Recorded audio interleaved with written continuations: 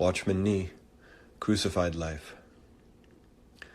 You believe in the death of the Lord Jesus, and you believe in the death of the thieves with him.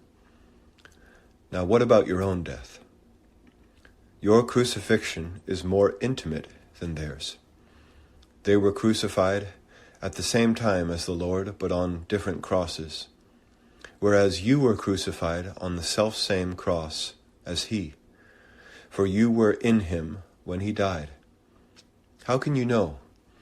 You can know for the one sufficient reason that God said so. It does not depend on your feelings.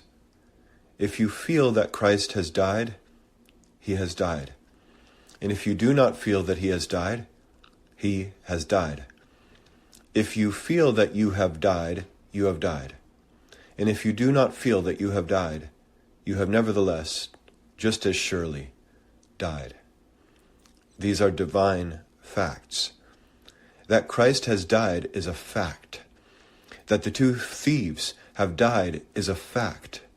And that you have died is a fact also. Let me tell you, you have died. You are done with. You are ruled out. The self you loathe is on the cross of Christ.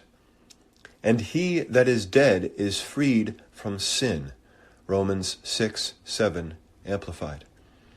This is the gospel for Christians. Our crucifixion can never be made effective by will or by effort, but only by accepting what the Lord Jesus did on the cross. Our eyes must be opened to see the finished work of Calvary. Some of you, prior to your salvation, may have tried to save yourselves. You read the Bible, prayed, went to church, gave alms.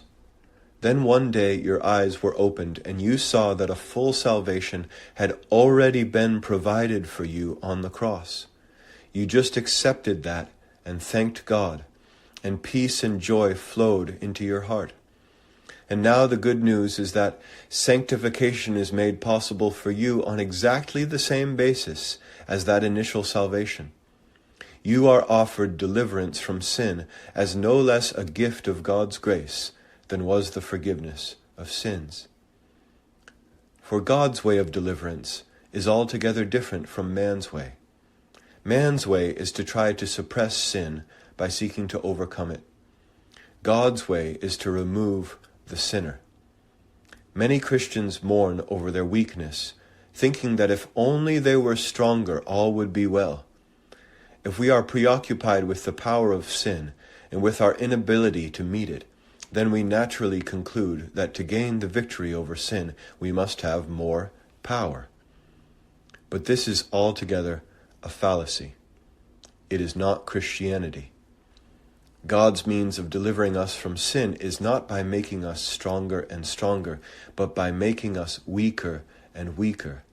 That is surely rather a peculiar way of victory, you say. But it is the divine way. God sets us free from the dominion of sin, not by strengthening our old man, but by crucifying him, not by helping him to do anything, but by removing him from the scene of action. For years, maybe, you have tried fruitlessly to exercise control over yourself, and perhaps this is still your experience. But when once you see the truth, you will recognize that you are indeed powerless to do anything, but that in setting you aside altogether, God has done it all. Such discovery brings human striving and self-effort to an end. The Normal Christian Life, pages 35 to 37.